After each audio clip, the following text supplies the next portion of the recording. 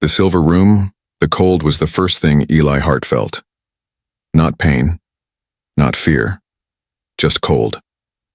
It wrapped around his arms and legs like ice, and his back pressed against a smooth metal table. His eyes blinked open slowly. Silver walls. Soft humming sounds. Strange lights that moved across the ceiling like water. He tried to move, but his body didn't answer. Straps held him down. Thick, glowing ones around his wrists, ankles, and chest. He wasn't in a hospital. This was something else, something alien. His heart pounded. The last thing he remembered was fire. Gunshots. The ground shaking as something exploded near his squad. He had seen a flash of purple light. Then nothing. Now, he was here. A shadow moved. Eli turned his head slightly. A figure stepped into view, tall, slim, and not human. She looked like a woman but wasn't. Her skin was smooth and soft purple, her eyes glowing bright silver with no pupils, 4 fingers on each hand. Long black hair fell over her shoulders like silk, and she wore a suit that shimmered like liquid glass. She stepped closer. "Relax, human," she said in a calm, soft voice. "This won't hurt." His breath caught. She was beautiful, but in a strange way. And her words, too calm, too practiced. "What is this?" Eli croaked. His throat was dry, his voice rough. She tilted her head. "We call it the silver room. It is where we learn." Eli's eyes darted around, no weapons, no exits, just the table, just her. "Learn what?" he asked, trying to buy time, trying to understand. The alien girl didn't answer right away. Instead, she pulled out a small device. It looked like a silver flower, glowing at the edges. She pressed it gently to his neck. "Don't move," she said softly. Just breathe." He didn't feel pain. Instead, his head filled with strange images, faces he didn't know, places he'd never seen. Then flashes of his own life, his home, his dog, his sister laughing. It was like watching a dream from outside his body. His chest rose fast. "What are you doing?" "Taking your memories," she replied without emotion. Panic hit him hard. "Why? Why would you?" "To understand," she said. "To survive." The humming grew louder. Lights above changed to a soft red. Eli's mind felt stretched, like it was being pulled apart and stitched together again. He saw her face, inside his thoughts, not just now, but from before. During the ambush, she was there. She had looked at him through the smoke. You saved me," he whispered. The girl paused. For the first time, her face showed something close to surprise. "I was ordered to retrieve a human subject. You were still alive." Her voice was flat, practiced, but her hands shook slightly. He noticed. "You're not just a scientist," Eli said slowly. "You're not just here to study me." She turned away. Silence filled the room. The machine stopped glowing. "What's your name?" he asked. She paused again. It seemed like she wasn't supposed to answer. Then she whispered, "Kaelari. Kaelari. What happens to me after this?" She didn't answer, but he saw the truth in her eyes. Something was very wrong. This wasn't just about memory. This wasn't science. This was something darker. And Kaelari was afraid too. Suddenly, a voice came from the wall. Cold and robotic. Subject 71. Memory. Sync incomplete. Proceed with stage 2. Kaelari's eyes widened. She looked at Eli with hesitation, then moved to touch the device again. "Wait," Eli said, his voice low. "Please, don't do this." Her hand froze. Then softly she said, "They're watching. I have to pretend." He felt her fingers brush his skin, but instead of pressing the device, she slid it away and bent close to his ear. "I'm sorry," she whispered. "I didn't know humans could dream while awake." Before he could answer, she pressed a finger to his temple, and everything went dark. The memory harvest darkness slowly faded. Sounds returned first. A soft beeping, distant voices like whispers through water. Then came the sensation of movement.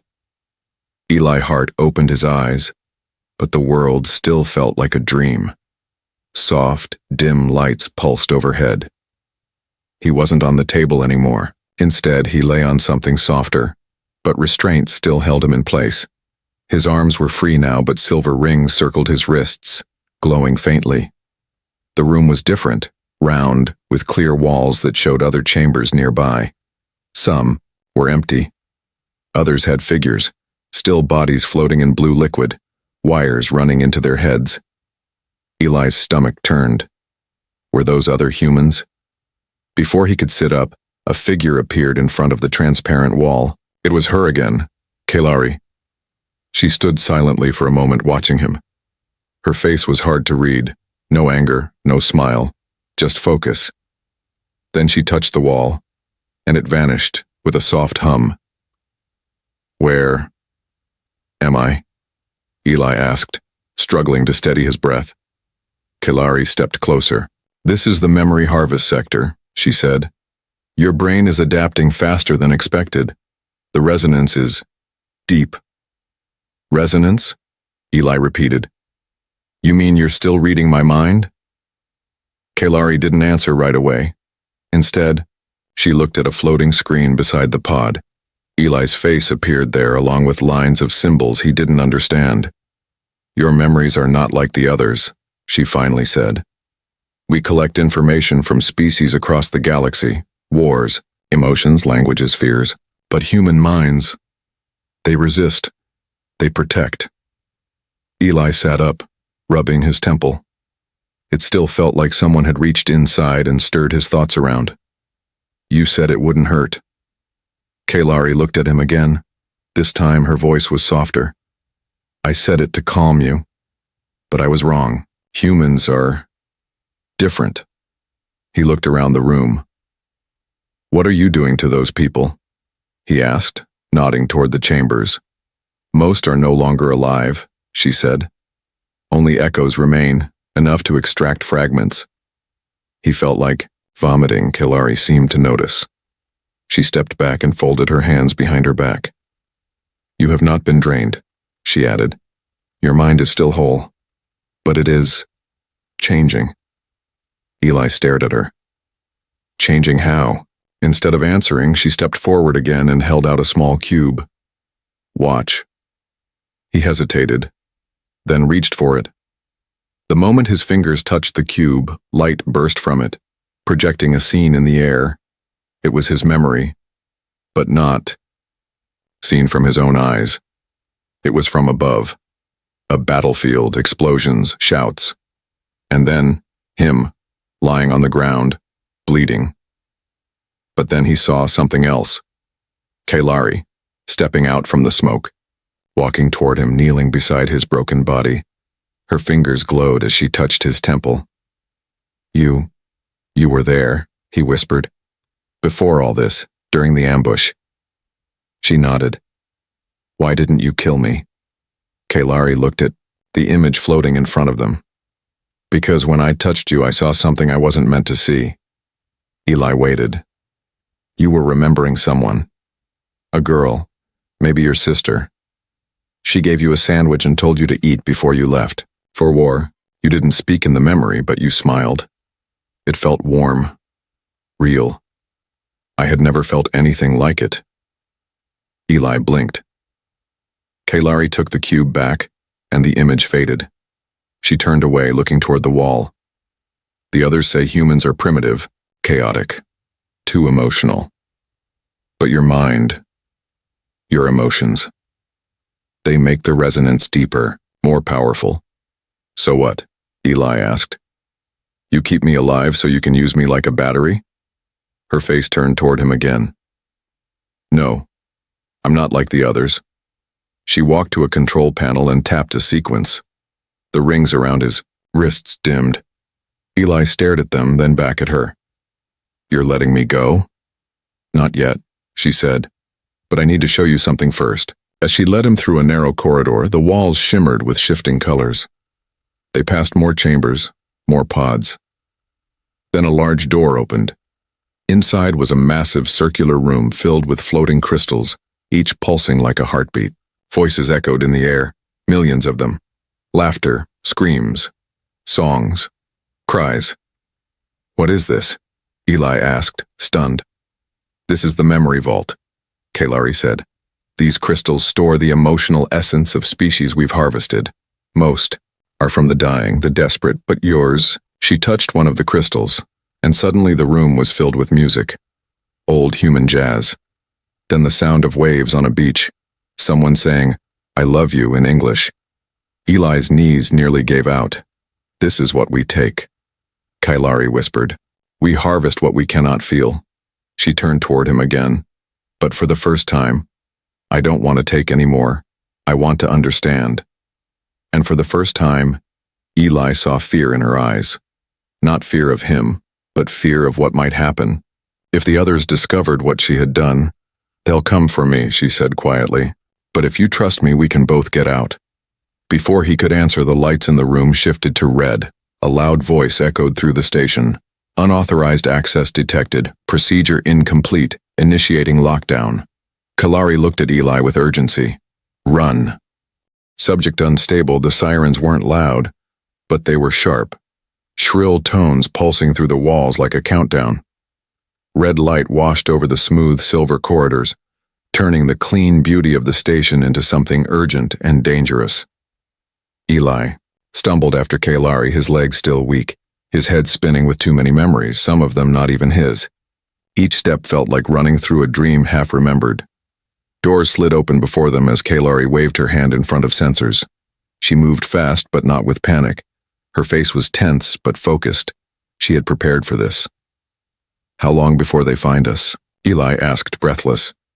"Minutes," she replied. "Less if they scan your signal."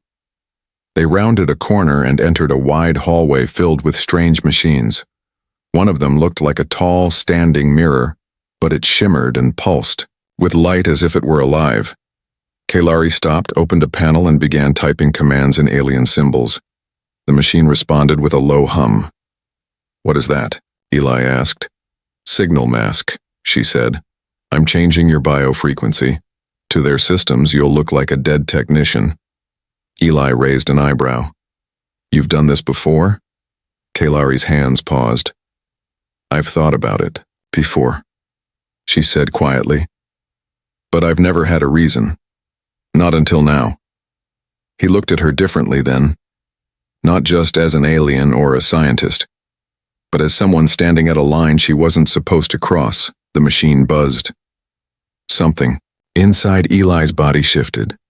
Warmth like a soft electric wave under his skin. "That's it," she said. "You're invisible to their scans, but not for long. We have to keep moving." But before they could step away, the hallway lights changed again. This time, flashing violet. Kaelari froze. "That's not lockdown protocol," a voice boomed. From above, calm and cold. "Subject 71 has broken containment.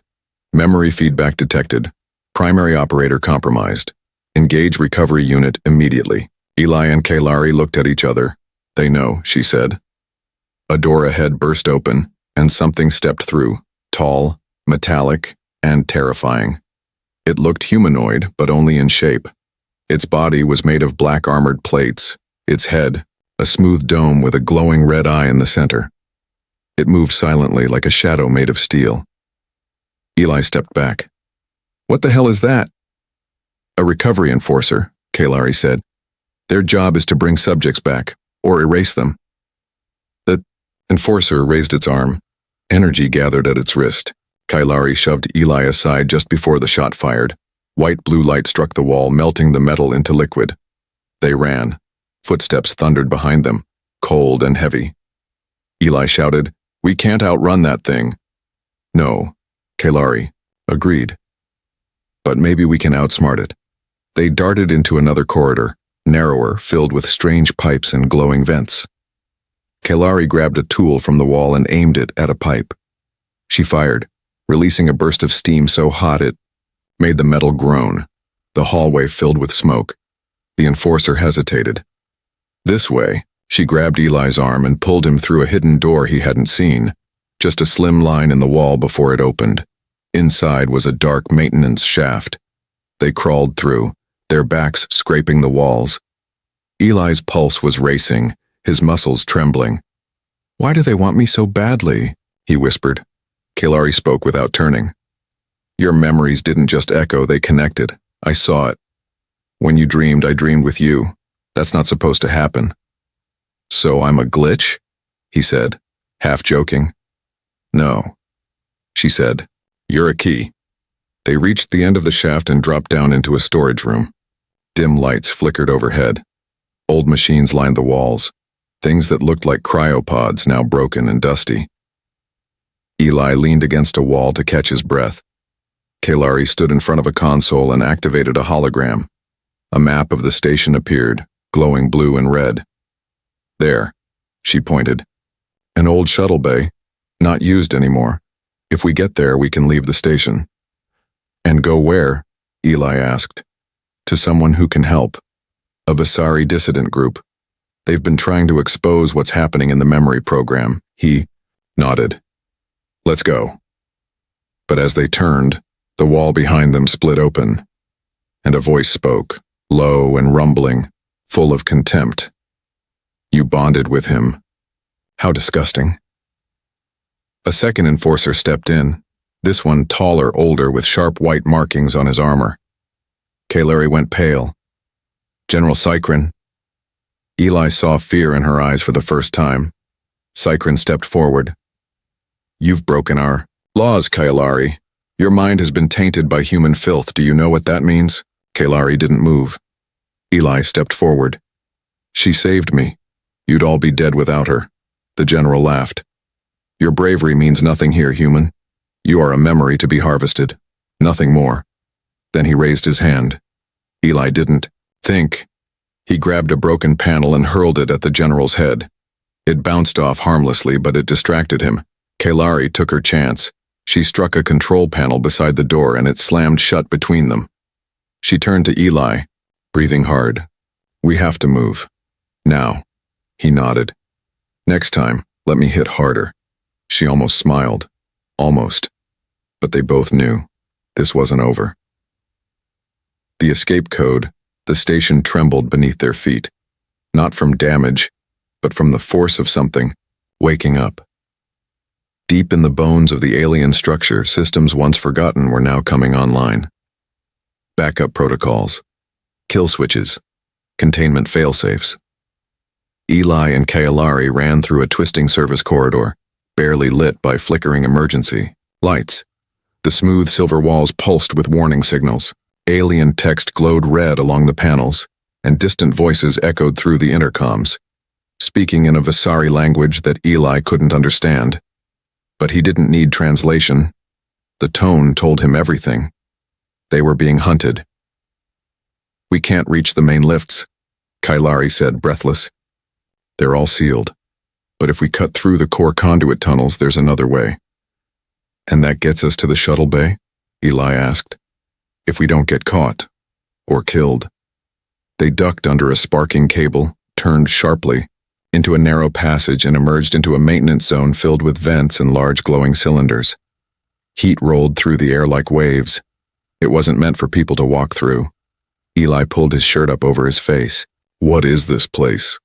"The life support fusion grid. It powers memory preservation chambers," Kaelari explained quickly. "It's hot, unstable, and loud. That means the enforcers can't track us here easily." He nodded, wiping sweat from his brow. "Smart." She didn't answer. Her focus had narrowed to a control station ahead. She typed in a string of alien code on a glowing pad. Eli watched her fingers move. They danced like they'd done this before. Too fast. Too precise. She wasn't just a scientist. "You've run this escape before, haven't you?" he asked, his voice low. Kaelari hesitated, just a flicker, but it was enough. "Not exactly," she replied. "But I always knew one day I might have to. I've seen too much, done too much." She pressed one final command. A door at the far end of the tunnel hissed open. Beyond it, a thin walkway stretched over an open chasm of glowing machinery, like standing on a spine of light. "That's our path," Kaelari said. They stepped onto the walkway together, the platform swaying slightly under their weight. Beneath them, energy pulsed in rhythm, like a living thing. It was beautiful and terrifying. "This doesn't feel like a maintenance route," Eli muttered. Kaelari kept walking. "Because it's not. This was a fail-safe corridor, built by the original architects of the station, forgotten now.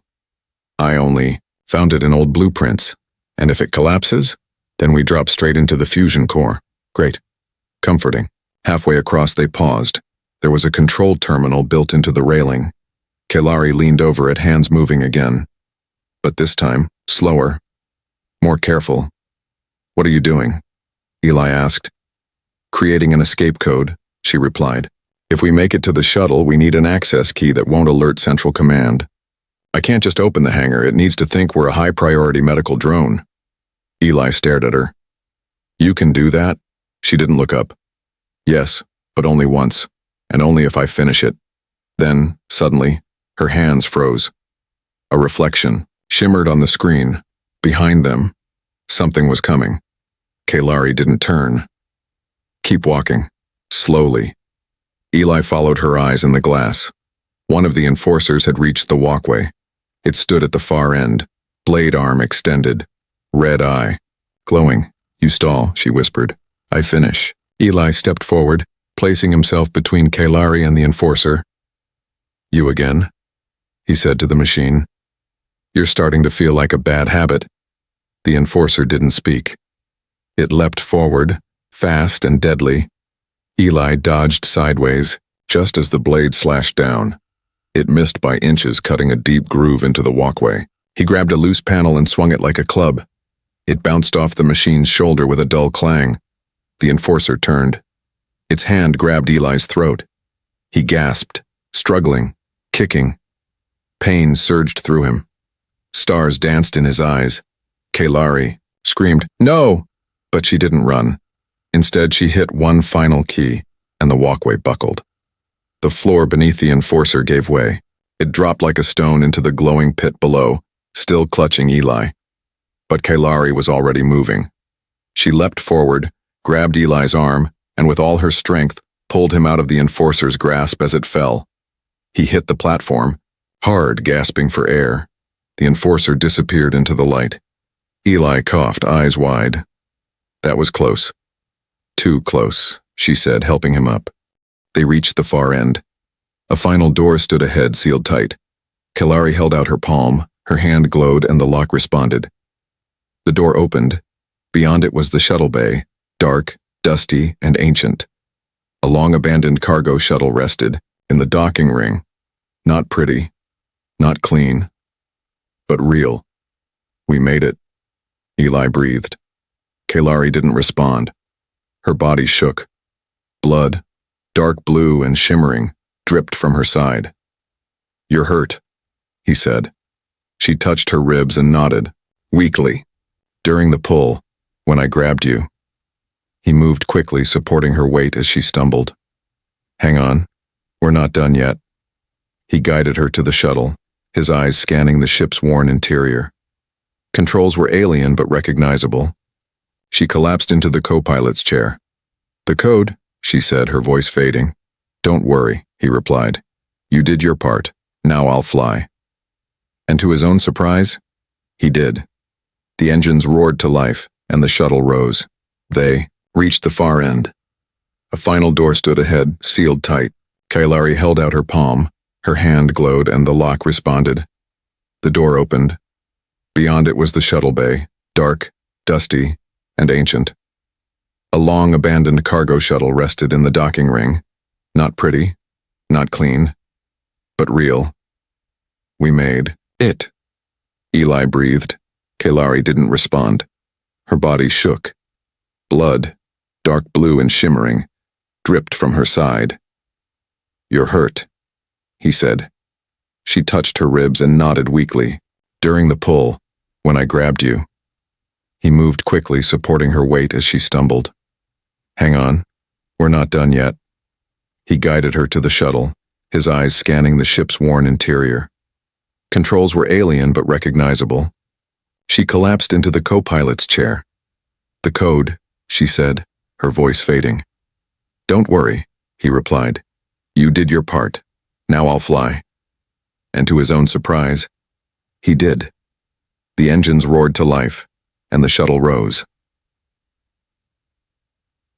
The wounded alien, the stars looked different from the shuttle's window, sharper, closer, like they were watching. The blackness of space stretched endlessly in every direction, wrapping the stolen vessel in silence. Eli sat in the pilot's seat, his hands tight on the controls, his jaw clenched, eyes scanning readouts he barely understood. The ship shuddered, not from damage but from age. Everything creaked. The engine hummed unevenly like an old man coughing through his sleep. The escape had been sloppy, fast, and loud. Too loud. The vessel didn't have stealth drives. If the Dominion wanted to track them, they could. And they probably would. But Eli's thoughts kept drifting away from the threat outside. They kept going back to her. Kaelari lay in the co-pilot's chair beside him, curled slightly to the left, holding her side. The bleeding had slowed but not stopped. Her violet skin had gone pale around the edges. She didn't complain. She barely moved. Her breathing was shallow, uneven. Her glowing eyes were half closed, and her body trembled every few minutes from pain. You should have told me sooner, Eli said quietly. I would have carried you. She didn't respond at first. Then, in a soft voice, she said, You were focused. I didn't want to distract you. You nearly died, he snapped. How is that not a distraction? Her lips curled slightly. A sad smile. I'm not good at this. At what? Being saved. Eli looked away, tightening his grip on the controls. The stars blurred past. Silence stretched. Finally he stood, moving to the back of the small craft. He rummaged through a supply case and found a basic med kit, one meant for Visari anatomy. He brought it back and knelt beside her. Lift your arm, he said. Kaelari obeyed, slowly. Her suit had torn along her ribs, revealing the wound. Deep, edged with dark blue blood and silver veins. The blade had gone in just below her lung. Eli winced. You're lucky you're alive. That's not luck, she murmured. That was choice. He worked in silence, using the alien tools to clean and seal the wound.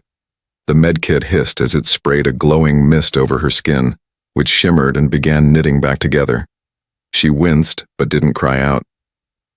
Why did you do it? He asked softly. Kaelari opened her eyes and looked at him. You could have left me. Saved yourself. Her voice cracked. Because you were the first human who didn't scream at me, who didn't beg. You asked questions. You looked me in, the eyes. You weren't afraid of what I was. You saw me. Eli stared at her. I saw someone who didn't want to be part of what they were doing. She nodded. I was built to take memories, trained from birth to extract pain and store, like data. But when I touched your mind, I didn't just see you, I felt you. Eli sat back against the wall. His chest ached with the weight of everything. His squad, the dead, the machines, the monsters, the glowing memories still swimming inside his skull. What happens now? He asked. Kaelari closed her eyes. We need to reach Vest Station 9. What's that? An old outpost, she whispered. Neutral zone, abandoned years ago. But there are still signals there. Dissidents, rebels, maybe even someone who still believes the Dominion can be stopped. Eli nodded slowly. You think they'll help us? I don't know, she said. But it's the only place I know, how to reach without getting us killed. He rose and returned to the cockpit. Typing in the coordinates, she whispered, he set the course. The ship responded with a groan and tilted toward the stars. For a while, there was only silence. But then, a sound singing, very faint, he turned. Kaelari was humming, barely above a whisper. A strange, haunting tune. It didn't sound like a song humans knew. It was ancient. Alien. What is that? He asked. Her voice wavered. A lullaby. My mother used to sing it. Before she vanished, into the mind vault. Eli sat beside her again. I didn't think you had mothers. Not the way humans do, she replied. But some of us were born before the full programming began. She was different. She taught me names, colors, emotion. He placed a hand gently on hers. I think your mother would be proud. Kaelari didn't speak, but her fingers curled around his gently. For the first time since escaping the silver room, they both closed their eyes. Not in pain or fear, but in something closer to peace. But it wouldn't last. Not with what waited ahead. Outside the shuttle, in the blackness between stars, 3 Dominion hunters activated. They had found the stolen signature, and they were coming fast. Last door on Vestation 9 came into view slowly, emerging from the starfield like a sleeping beast. It hovered near the edge of a dying star system, its body dark, its arms broken, and its lights mostly dead. The station had once been a grand center of research, diplomacy, and neutral science. Now it was a graveyard in orbit. One side of the outer ring had collapsed entirely, and thousands of pieces of scrap metal drifted nearby like frozen tears. Eli stared out the window. This is where your hope lives? Kaelari, still weak but sitting up now, nodded slowly. No one comes here. Not anymore. Not unless they have a reason to hide. The ship groaned as it docked. The airlocks connected with a hiss, and the inside lights flickered as they aligned with the station's failing power systems. Eli helped Kaelari to her feet. She was walking again, but only barely.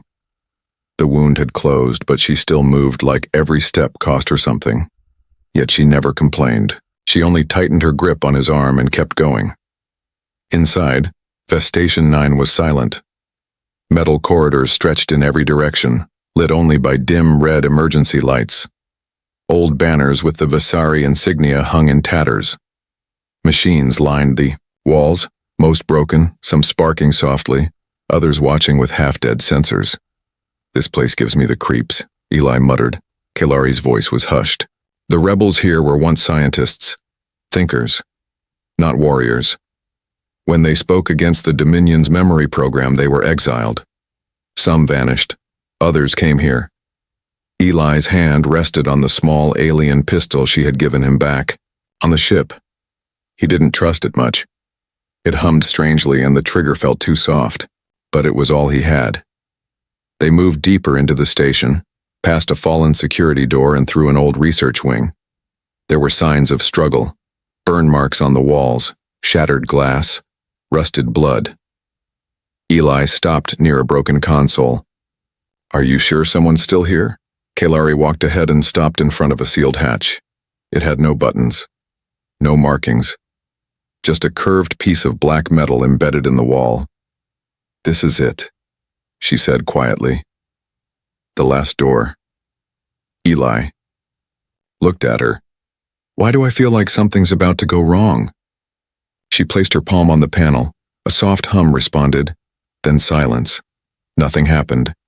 Eli stepped forward. Is it broken? Kaelari shook her head slowly. No, it's testing me. Testing what? Whether I'm still loyal. For a moment, nothing changed. Then the wall hissed and the hatch slowly opened, releasing a gust of cold, stale air. Inside was a circular room filled with blue light. Strange devices floated in the air, shaped like teardrops spinning gently. In the center stood a tall figure with a hood made of woven silver cloth. Their back was turned. But as Eli and Kaelari entered, the figure spoke. I thought you died, Kaelari. Her voice caught in her throat.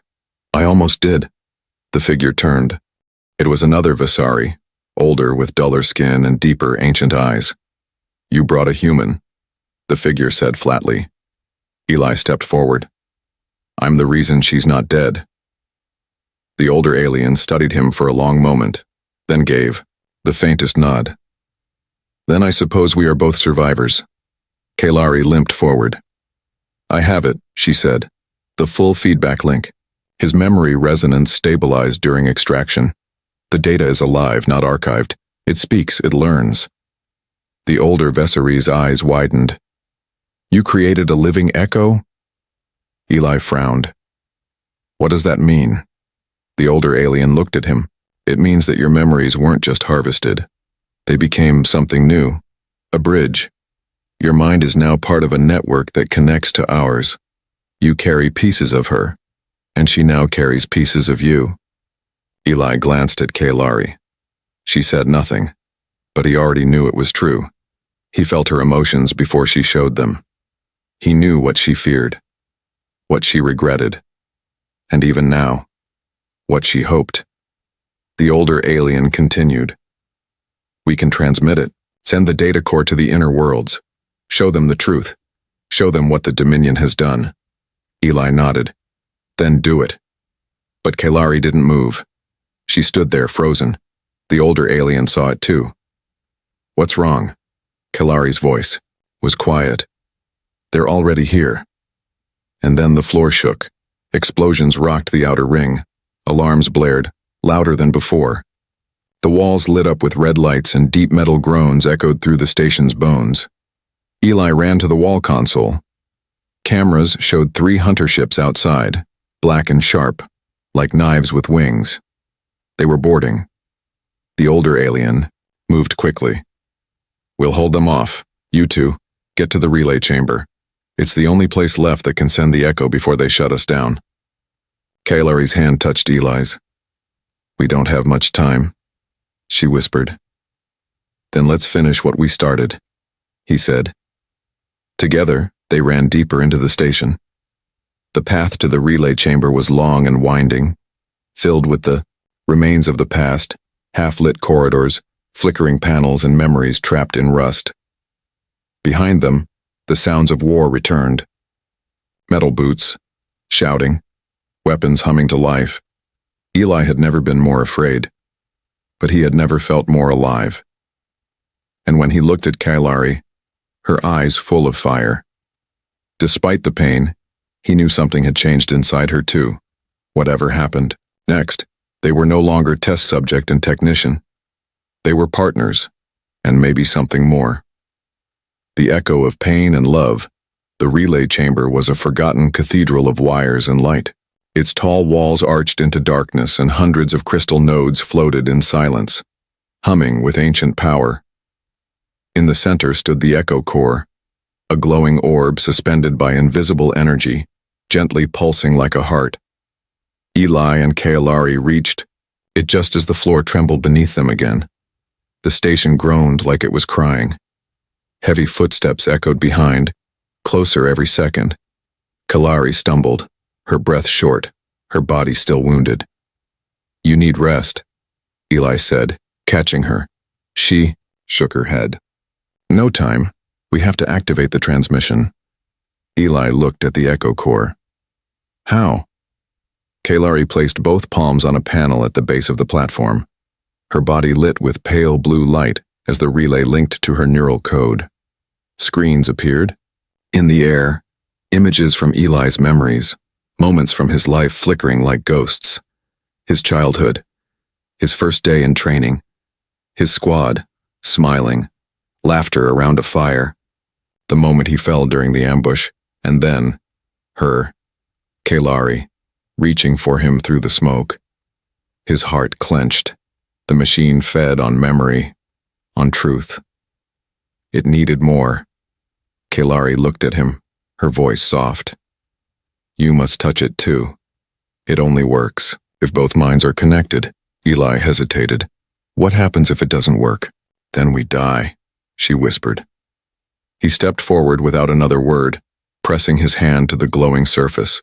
Immediately, a surge of warmth shot through him. Not pain, something deeper. Recognition. He wasn't just remembering anymore. He was reliving. Every emotion, every heartbeat. Not just his, but hers. Kaelari's childhood, growing up in silence, watched by machines. Her mother's voice, singing that strange lullaby. Her first extraction. Her tears afterward. The moment she was told to stop crying because she wasn't meant to feel. The years of silence. The moment she first touched his mind and felt something real. Their minds blended. Their feelings poured into the core. The crystal flared. "It's working," Kaelari said, tears in her eyes. "It's sending everything." But the sound of boots broke the silence. The hunters had arrived. 3 enforcers burst into the chamber, weapons drawn, red lights glowing from their eyes. One spoke in a harsh, distorted voice. "Traitor, step away from the human." Eli stepped in front of Kaelari. No hesitation. He raised the small alien weapon she had given him. "You'll have to go through me." The enforcer tilted its head. "As you wish." Energy sparked. A shot fired. Kaelari screamed, but it wasn't Eli who was hit. It was her. She had thrown herself in front of him at the last moment. The blast struck her chest, knocking her to the floor. "Kaelari!" Eli dropped to his knees, catching her in his arms. Her body trembled in his grip. The enforcers stepped closer, but the core flared brighter, and the floor beneath them cracked. Energy surged through the chamber, lifting the two of them into a cocoon of light. Kaelari looked up at him, blood in her mouth, her eyes dimming. "Eli, stay with me," he whispered, holding her close. "You were my first real memory," she said, her voice barely above air. "My only one." "You don't get to say goodbye," Eli said, tears falling freely. "You hear me?" "Not yet." The core pulsed. Kaelari's body stiffened, and then relaxed. But her eyes never closed. Her breath slowed. The light around them shifted, wrapped her body in threads of shimmering data. Then, it was gone. The enforcers fired again, but the platform exploded with force, throwing them back. The core released a massive shockwave, a storm of energy, data, and light. Every memory, every emotion, every truth, sent out into the stars. The echo had been delivered. The station began collapsing. Fires broke out. Metal groaned as the structure started tearing apart from inside. Eli barely made it back to the shuttle, dragging his own aching body, his mind half broken from grief. He launched just as Vest Station 9 exploded behind him, and the stars lit up with her song. Weeks later, the galaxy changed. The echo spread like wildfire, hijacking Dominion communication channels, infiltrating their archives, reaching hidden networks and rebel cells. The truth was seen, not just what was done to humans, but what one alien girl had done to stop it. She became a legend, and Eli never forgot. He wandered the stars after that. No longer a soldier, no longer a prisoner, just a man carrying a voice inside his mind. Sometimes at night, when the stars were quiet and the engines low, he'd hear her whisper, "Relax, human, this won't hurt." And for a moment he smiled, because he knew she was still there, in every light, in every dream, in every memory.